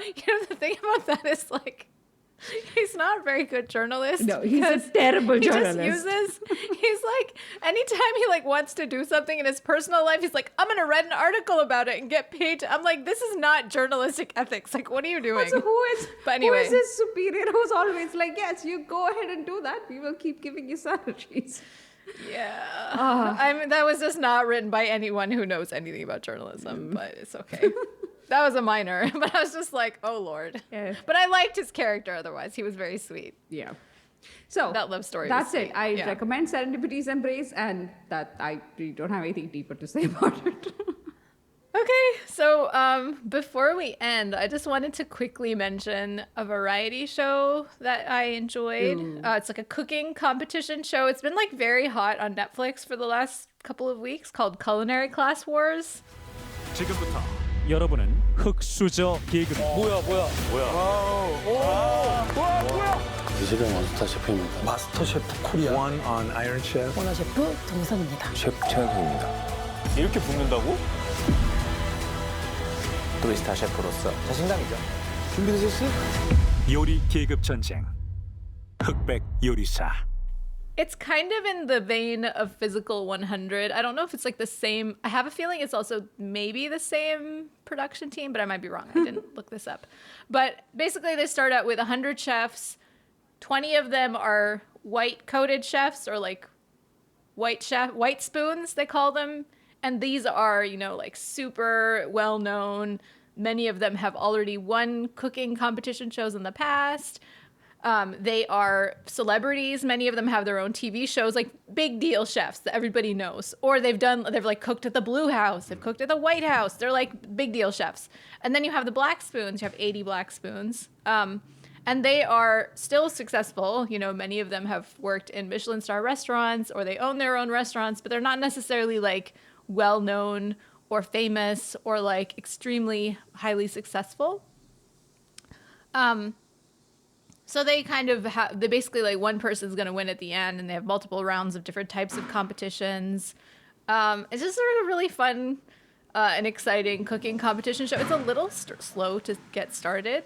The first episode was basically just set up, and I was like, okay, like, can we get moving already? Like, it was very like, especially in the beginning, it's very like overly dramatic, and like they're trying to be Squid Game, and like it's just a cooking competition show, y'all. Like, it's not that serious. Physical 100 did that too. Like it Physical 100 did that too, yeah. And in fact, that one, they actually literally one of the because after I finished this, I watched a couple of episodes of Physical 100 because I missed it when like it was really big in like the last couple of years ago when the hype was really big. But I was like, this was really fun. Let me watch Physical 100. And in that one, in the beginning, one of the competitors actually says, ooh, this is like Squid Game. I guess because it was being filmed around the time Squid Game came out. So it's like similar vibe of like, this is way too intense for a cooking show. But the challenges themselves are actually pretty interesting. And they have 2 judges, which is interesting because usually they don't have 2 judges. They usually have an odd number so that they have like a tiebreaker. Yeah. But because they have 2 judges, that means that sometimes the rounds get longer because they have to do some kind of tie breaking. And that's like an interesting way to do it because there are so many chefs, sometimes you get to see more of these individual chefs before they get eliminated. Oh. So it's almost like they have a little bit more runway sometimes before they get eliminated. So you get to see more of so it's not like you get one chance to get eliminated. Some of them do get eliminated after one chance, but like it gives you a chance to get to know them a little bit more. So they have like a fine dining chef, and then they have Baek Jung-won, who's like really famous. He owns a lot of restaurants. He has his own like cooking show, and like he's very well known and well loved by the public, but he has a more like business minded approach. And then the fine dining chef, I think his name is An Sung-jae or something, but he is a more like, he's looking at the technical details. He's very picky about like the technique. And then even within the competitors, there's fine dining chefs, and there's people who are more like making food for the people, kind of, you know, like just making really delicious home-cooked style food. I like that because with MasterChef, which is the only cooking show I've ever watched, especially the earlier episodes, which I loved, the one thing that I found somewhat monotonous was the fact that all of them were basically business owners first, even though they were also cooks. So the saleability of the dishes was like something that was always like top of the mind. Interesting. Yeah, one thing that I didn't find sometimes annoying was like the challenge would be like, okay, the black spoon and the white spoon get this ingredient and both of them have to interpret it in their own way, and then they're like, it's a one-on-one competition and they take it to the judges, and like sometimes the chef back who's the one who's more like business minded will be like, oh, like I really liked how they did this because like non-Koreans would really like this and it's a good representation of our dish. And I'm like, that's not the criteria. The criteria is how much did they feature the main ingredient and how good did it taste? Like, it's not about selling Korea to the rest of the world. But he's just like so obsessed with that it constantly keeps coming up. And I mean, the whole always the nationalism, you know, it comes. So there's a lot of nationalism. So, I mean, it didn't really bother me too much because I was like, you know, it's fine. There's like this whole storyline with Edward Lee, who's one of the chefs there, who's actually like Korean American. And he's won Iron Chef in the past. And so he has this whole journey of like reconnecting with his roots, and his Korean isn't that good, but he tries. And so it's like, it's very like reclaiming the son of our homeland, but only because he's successful and famous energy. Yeah. But it's also like genuinely moving. So, you know, but yeah, it was like just a really fun show to watch. There's this one particular round that's like when they have 8 people left, the way that they eliminate them down to the 2 finalists is something that I haven't seen in a cooking show before. And I thought it was really interesting, and it's very like physically taxing. Okay. Which I think like you don't see often enough in cooking competition shows, how physically taxing it is to be in the kitchen. And so I thought that was really like interesting and good to see, where like they're showing how it's like a physical challenge. And that's not the only challenge where they show that it's just like how hard it is on your body to be a chef, you know, to be a chef for a living and to like cook food for people over and over and over again. So I liked that aspect of it. Okay. So I recommend it. It was a fun watch. Oh, and the other thing is like, the black spoons have a pseudonym, like they don't get to use their real name. Okay. And the white spoons get to use their real name because they're already famous. So one of the things is like, if a black spoon wins, then they would get to reveal their real name to the world. So there's these 2 black spoons called Triple Star and Cooking Maniac, and like their friendship that develops over the course of them filming the show, and you kind of get to see it in some of the later episodes. It's like so nice. It kind of made me tear up a little bit. Like, it was so nice. So I just want to give them a shout out. Yeah. The white spoon, black spoon thing seems to be modeled on the, you know, golden spoon and... Right. You know, so you have gumsujo, huksujo. Yeah. So it's like, here it's baeksujo, gumsujo, huksujo. So it's like, definitely like, it's framed as a class conflict.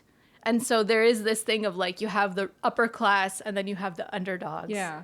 And so you are like rooting for the black spoons to like put some of these white spoon chefs in their place, especially because like some of the white spoon chefs seem lovely and other ones are like just so, there's this one of them, I won't mention who it is, but I'm just like, he's like cheating. He's like, I'm going to win. Like, he's so obnoxious. And I was like, I don't want you to win. Like, go away. Okay. At least play fair, you know? No, but like, this honestly sounds so different from the cooking shows I'm used to, where the drama seems to all be, chef downwards. Like, how much is the chef yelling in any particular scene is the maximum drama. There's no yelling. Wow. And the judging is very enjoyable to watch too, because the 2 judges come at it from like different perspectives, and sometimes they can't agree. And so then you're like, okay, now what's going to happen? And they always have this like, oh, if the judges vote is 50-50, then this is what we're going to do. So I am sold. I enjoyed it. Okay. Clearly I'm watching. Okay. I have 2 new watches. I'm actually quite happy with this. I think this is the longest episode we have recorded in a while. Wow. It's probably since I want to say like, have we recorded such a long episode since the year end? Yeah, but the Lovely Runner one, that one was a pretty long. That was long. That was pretty long. Yeah. Yeah. Well, I hope that it wasn't too long. Hopefully you're still listening. You're still here. You haven't dropped off. But yeah, where can people find us? So Paroma. you can find us on Twitter at Dramas Overflow. You can find where can people find you Oh, on okay. Twitter? You can find me, Paroma, at The Drama Notes. You can find me on Twitter at Anisa Khalifa _. You can find us on Instagram at dramasoverflowers _ and you can email us at dramasoverflowers@gmail.com. You can also find me on Threads, by the way, at The Drama Notes. I'm more there than on Twitter now. Oh yes, yeah. Paroma is the only one of us who has like fully gone into Threads. And you can and should find our newsletter linked below. Also, use that comment link. It's like the post connected to this episode will go out to all of our subscribers, but you don't have to subscribe. You just have to go in and comment. If you have a thought, yeah, do that. Yeah, love to hear your thoughts on these dramas or like other things that you're enjoying that we just have missed, because like honestly there's so many shows now that I often miss things and I'm like, wait, this came out? What is happening? Yeah, and then people talk about it, and I'm like, I was not paying attention, and it came out like 2 months back. Oh, yeah, okay. So there's just so many shows, and they show up in so many varied platforms that it's really hard to keep track now. So yeah, if there's something you're watching and enjoying that we have missed, definitely let us know. Definitely do that. Okay, then all right. guess that is it. That's all, folks. Bye. Bye. My back hurts.